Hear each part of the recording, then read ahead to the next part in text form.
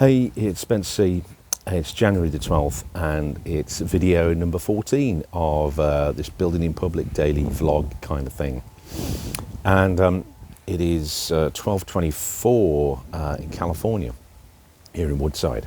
And I'm glad to say that we're not near the fires in LA. So that's good.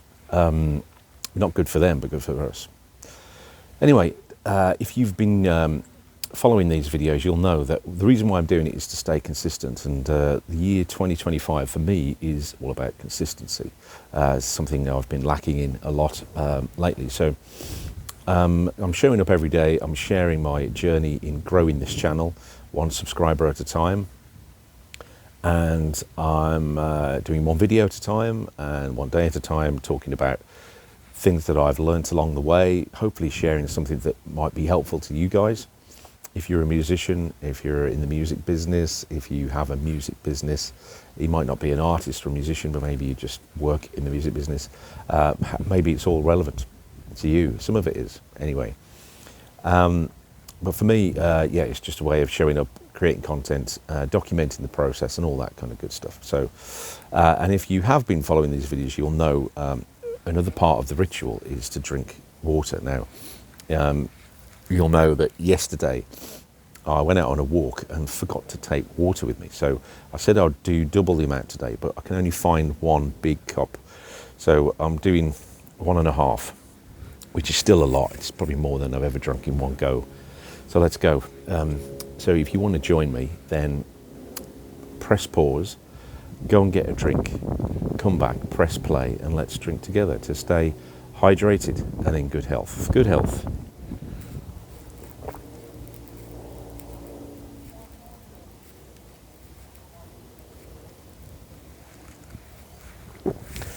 Well, that was the first glass, went down easy. Let's see about this one. No, schoolboy error. This is cold water. It shouldn't be cold. Room temperature is best.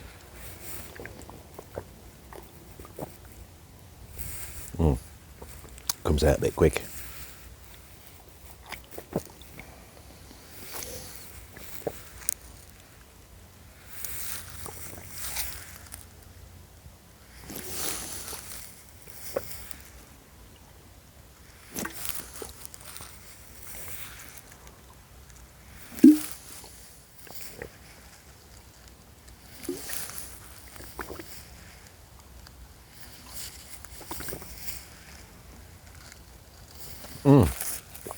There you go, lovely water. So today's video, what I want to talk about is people business. Now, obviously I'm in a rocking chair, by the way. Music is a people business. Even if you're like a non-performing songwriter and you're doing everything online, you're just going for Spotify streams, then you still have to interact with people. And it is about how you interact with people as to how far you go, I guess. Now, it's particularly important when you're in the live music business, like I am and kind of was more active in the live business than I am now, due to having a baby, not doing as many gigs and all that. But the principle still applies that, let's say you're doing, let's say you're a musician. We had this conversation the other day about artists and musicians. Now, in my definition, musicians are someone who just plays other people's stuff. Whether you're in an orchestra or in a band and you're just playing other people's music, fine, nothing wrong with it.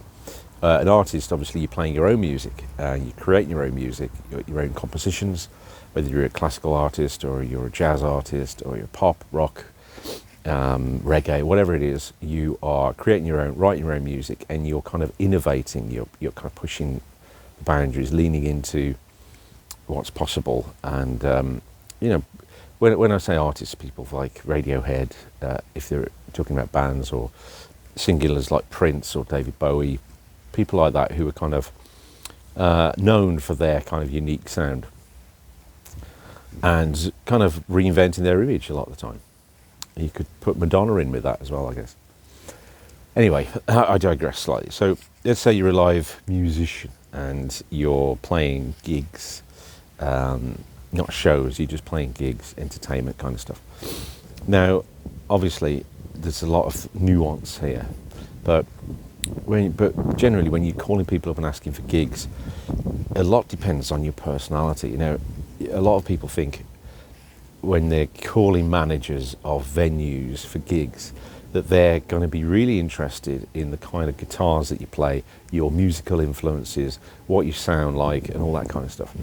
And I would say, although a lot of managers do enjoy music and are a bit interested in that, they're not as interested in that as they are in how many people you can bring and are you a dick or not. That's probably what they're most interested in. Are you going to bring people in and keep them there? And are you a nice person to be around? Are you pleasant?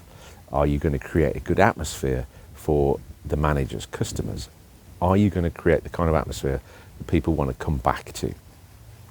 Because at the end of the day, if you're that kind of musician, you're playing kind of bar gigs and pub gigs and all that kind of stuff, then really what you are is a glorified alcohol salesperson. Because the only reason why you're up on stage is because they think that you're going to bring people in and they're going to spend money behind the bar. That's it. Don't get any delusions of grandeur about that it's about your artistry or about because you're so great on stage, or it's not about that really. If they could get something else up there that would bring more people in and spend more money, they would do it. At the moment, you're just the best bet. So it's a bit crass to say it like that, but that's kind of the truth. And so you have to be, if you're dealing with people, then you have to be nice to people generally. And especially if you're doing local gigs and things like that, even if you're going further afield, the entertainment industry, the pub industry, the live music venue industry, you think that it's kind of this huge thing, right? But in any country, in any kind of state or county, if you're in the UK, it's actually not that big. It's pretty small, and people talk. It's kind of a close community. And so what I'm saying is, if you go in with a big ego to these places and you rub people up the wrong way, or you don't sort of endear yourself to people, then that news is going to travel pretty quick around the circuit. And lo and behold, you're going to find yourself not getting booked in not just the venue that you were playing at, but other venues besides. And I've had personal experience of this. I'm not saying I'm brilliant at this. I've struggled with this sometimes as well. And sometimes it's not even your fault then. It can be managers, different managers come in. One manager you get along really well with and that you click and they get you and your sense of humour and everything and your vibe. And then another manager comes in, it might even be like a temporary manager, and they come in and they don't like you for whatever reason. Maybe it's just a preference. And so you're off the books and you're on the shit list. So it can happen like that, but sometimes it is down to your personality or lack thereof. So it's a great leveler, it's a great straightener, it's a great ego reducer, when that happens. But in order for it not to happen, or to reduce the likelihood of it happening, then and I don't do all this all the time, but when I do it, it really works. Just to remember people's names. The bar staff, they're the first port of call. Obviously the manager, you need to be remembering their names and be nice to them, but all these people who you think aren't directly related to you getting a gig are, because what happens is, if you're nice to the bar staff and you remember their name and you give them a shout out, when you're playing the gig, if you're doing like I do, 3 or 4 sets, it's also a bit of padding, it just sort of brings people in, it fills a bit of time, and it's great to do. If you're stuck for something to do in between songs, then it's a great thing to fall back on. And I don't mean do it in between every song, because then that becomes insincere. But if you're stuck for something to do, like a segue between songs, then just say, hey, a big round for the bar staff for keeping us all, liquored up tonight, or for serving our ugly mugs, or I don't know, whatever you want to put, however you want to state it, but just give them, and if you remember the names, even better. Hey, do you know Daryl? He makes a brilliant cocktail. Why don't you go and try one in the break? Or Sarah, she pulls the perfect pint of Guinness. Big round of applause for Sarah. And by the way, Guinness is on special offer tonight. Something like that. You can slip these things in, special offers, because again, don't kid yourself. Really, what's going on is they want to sell more alcohol. So the more you can sell it for them from the stage, and again, doing it very subtly, then you're going to be even more endeared. And the same goes for security, because these people deal with a lot of shit, right? They deal with a lot of dickheads all night, and they're unsung heroes. They don't get a big shout out, they don't get recognition. So the more you can do that for them, again, remember their name. Thanks, big thanks for Steve and Sam on the door there, keeping us all safe tonight. Something like that. I don't know. It doesn't have to be over the top. Just say their name, get people to sort of respond to it, give them a round of applause, compliment them if they're, if one of them's, if they're very tall, or one of them's really good looking, or they've got a great smile or something like that. Just say, notice things about people and say it over the mic. It means the world, right? It's a few seconds of your time, but it means the world to them to be seen. Obviously, if there's a sound engineer there, a lot of the gigs I do, you do your own sound, but if there's a sound engineer at the gig, they're the first people you want to endear yourself to, because they are the difference between you having a good gig and having a bad one. If you piss off the sound engineer, you're in an uphill fight, because they're not going to deliberately make you sound shit, but they're not going to make you sound as good as you could if you're not endearing. And these people, sound engineers, if they've been in the business a while, they'll have come across a lot of dickheads, a lot of wannabes, a lot of people with big egos, and they're anticipating that you're going to be one of those. So if you come across disarming and pleasant and humble and kind, and remembering, giving them a shout out and everything, then they're much likely going to do a better job for you. They're going to make you sound good. And guess what happens? Generally, if you're like a new kid on the block, let's say you've been booked at this venue for the first time, and maybe they're taking a chance on you, then what the manager will probably do is at some point he'll have a conversation. They have staff meetings, right? He'll talk to the managers, he'll talk to the bar staff, talk to the cleaners, talk to the security, talk to the sound guy, anyone who's there on the night, and they'll say, oh, what did you think of him? What did you think of her?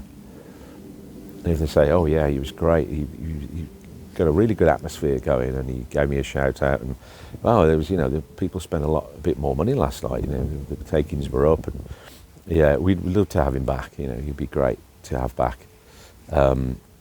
He really fits in this place. And these are some of the comments I've had when I've asked for feedback,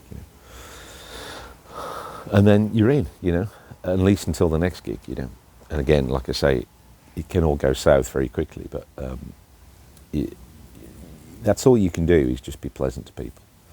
And also, if people are being unpleasant, that's the challenge. If you meet a bar manager who's very offish with you, who's for some reason maybe doesn't like you, or gives that impression, then it's even more important then to be nice, or to be at least pleasant. You don't have to be over the top,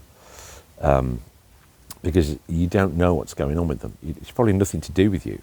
It might not be anything to do with you, but it's musicians, artists can be very sensitive. I'm including myself in that, and you can take things personally very easily, and it's very easy to react to somebody.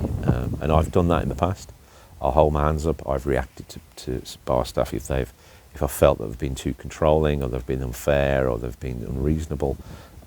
Sometimes I've reacted in the moment and then instantly regretted it, because I know I'm probably not going to get booked here again, or my copybook is well and truly blotted. I'm on thin ice. So yeah, and they have to work harder then to sort of get back on even keel. You know, the other thing you can do is actually be direct as well when you play these venues. You can actually ask managers for feedback, and sometimes they'll give it you straight. If they're, you know, a lot of the time they won't, because if you haven't been very good, they'll be unlikely to tell you to your face. But if you have been all right, they'll usually say, "Oh yeah, it's been great. You know, it's fine." So these are all things that are just, you know, above and beyond. When you're doing your rehearsals and things like that, you think it's all about, you know, your music mastery and all that kind of stuff, and that, of course that plays a big part. But, you know, don't underestimate the power of being pleasant, of networking, of being professional. When I mean being professional, I mean turning up on time, you know, playing a little bit extra, you know, not clock watching, being generous,